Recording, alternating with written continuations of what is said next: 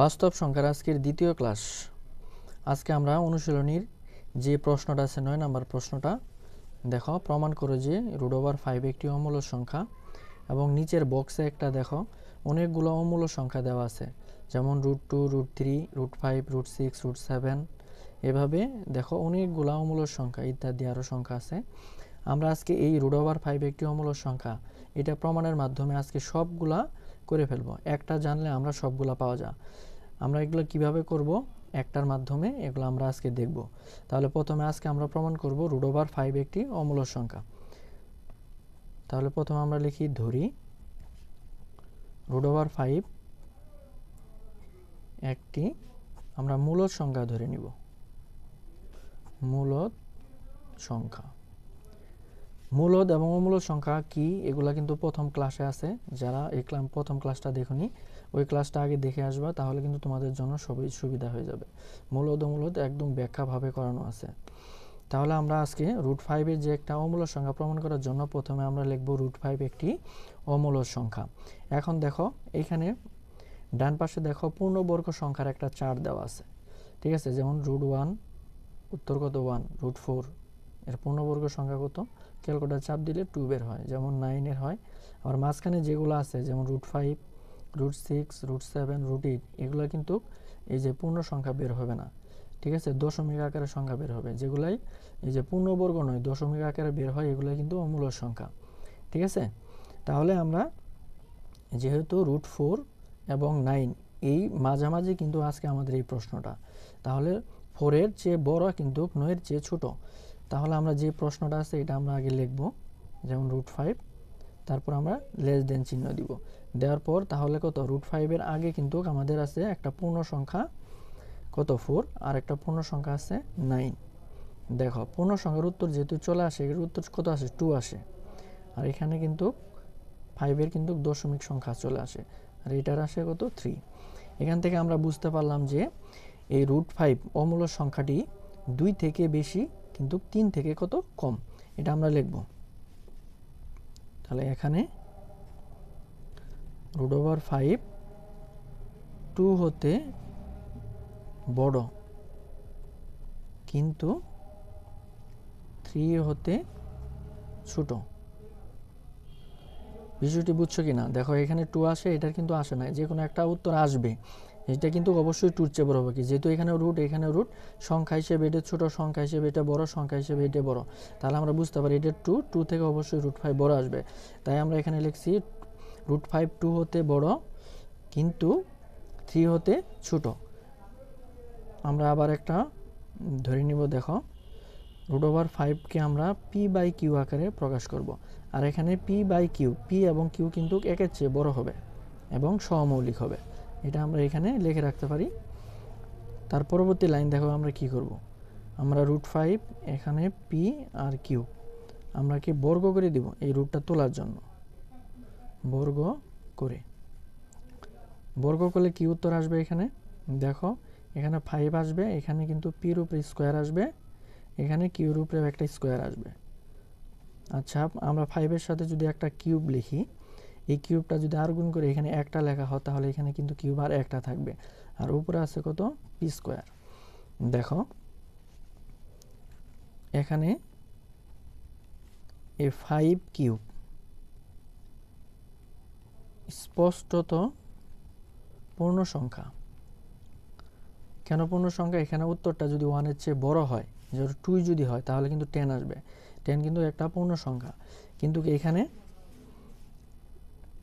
p square by Q পূর্ণ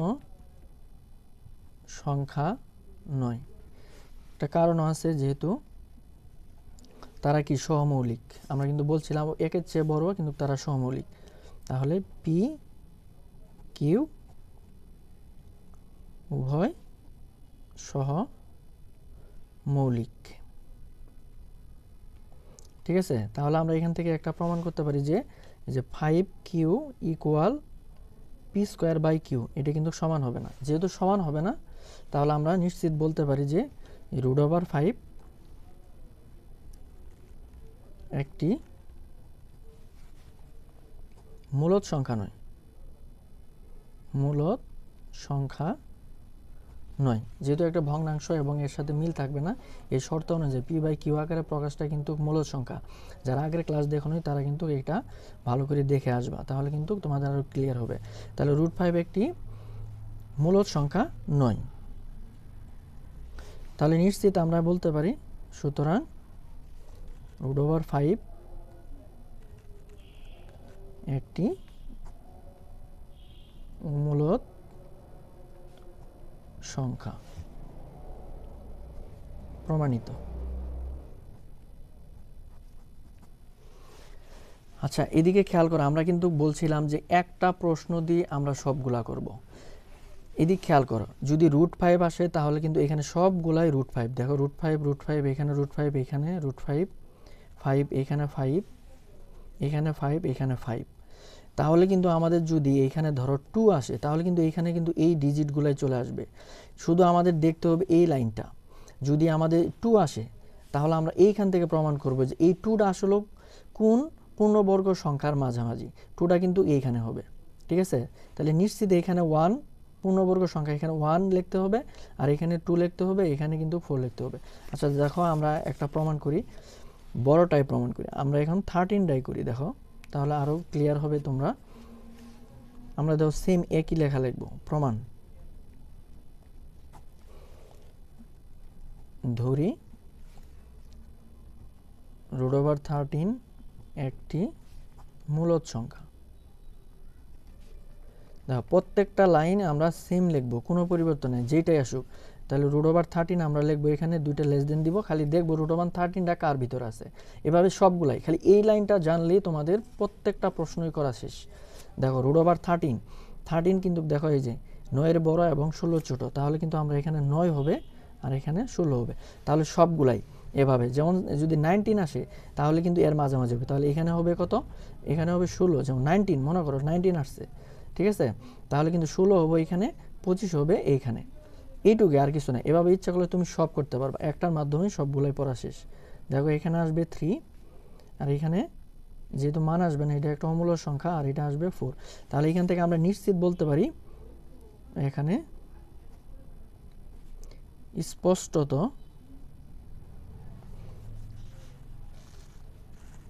√13 3 হতে কিন্তু বড়, 3 হতে বড়, অবশ্যই বড়। এখান থেকে 9, 13, 16, ঠিক আছে? 9, 13, 16 বড়, কিন্তু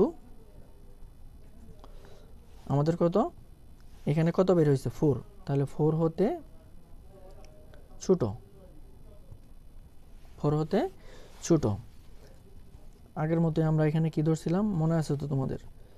তাহলে √13 আমরা লিখব PQ, আর অবশ্যই PQ একের চেয়ে বড় হবে এবং সহমৌলিক হতে হবে। পরের লাইনে কি করছিলাম তোমাদের খেয়াল আছে? আমরা বর্গ করছিলাম। তাহলে P² Q², এখানে থাকবে কত? 13, এখানে থাকবে P², এখানে Q²।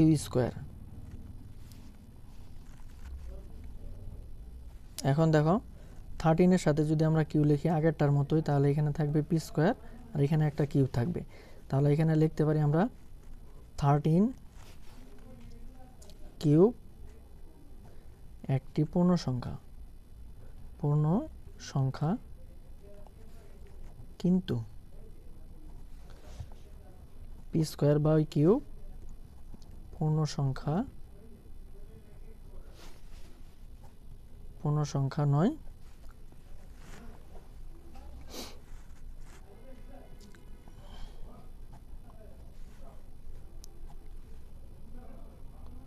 উভয় সহমৌলিক।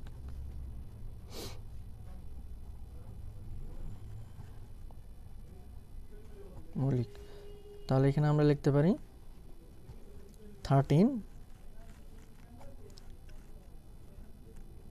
মূলদ সংখ্যা নয়। তাহলে আমরা লিখতে পারি, সুতরাং √13 একটি অমূলদ সংখ্যা, প্রমাণিত। আশা করি তোমরা সবাই বুঝতে পারছো। তাহলে এভাবে আমরা যতগুলা মূলক সংখ্যা আছে এখানে সবগুলা প্রশ্নই আনসার করতে পারবো। হ্যাঁ, শুধুমাত্র আমাদের এই জায়গাটা পরিবর্তন হবে। পরবর্তী ক্লাসটা আমাদের অনুসরণী যে বাকি অঙ্কগুলো আছে আবৃত সংখ্যা নিয়ে আলোচনা হবে। ওকে, খুদা হাফেজ।